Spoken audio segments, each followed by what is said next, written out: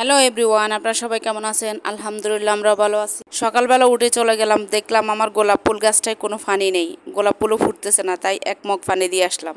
এই গোলাপ ফুল গাছটা কেনার পর আমি একটু রাগ করেছিলাম, কিন্তু এত পরিমাণ ফুল ধরতেছে এই গোলাপ ফুল গাছটা। তারপর সাইডটা টাইগার মুরগির ডিম নিয়ে নিলাম, সিদ্ধ করে আলু দিয়ে ডিম দিয়ে রান্না করব। অনেকদিন পরে এই রান্নাটা রান্নাতেছি। আমরা 4 জন লোক তো, তাই 4টা ডিম নিয়েছি। আপনারা কেউ আবার কিছু মনে করবেন না যে শুধু 4টা ডিম।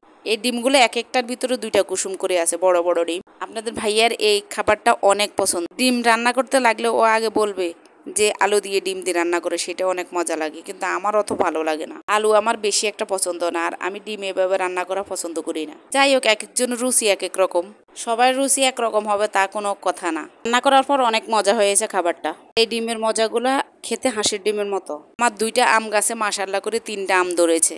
একটা আম মাত্র খাওয়া হয়েছে, এত পরিমাণ মিষ্টি, মনে হয় যে মুখে এখনো লেগে আছে। আগে আমাদের এ বাড়িতে অনেক আম গাছ ছিল, অনেক আম ধরতো, খাওয়ার লোক ছিল না। আর এখন খাওয়ার লোক আছে বলে আম গাছ নেই, সব মরে গেছে। আম গাছ লাগাচ্ছি, ইনশাল্লাহ আবার হবে। এই লবণ এলাকাতে একটা গাছের পিছনে অনেক কষ্ট করা লাগে। মিষ্টি এলাকাতে খালি খালি গাছগুলো হয়, কিন্তু এদিকে হয় না।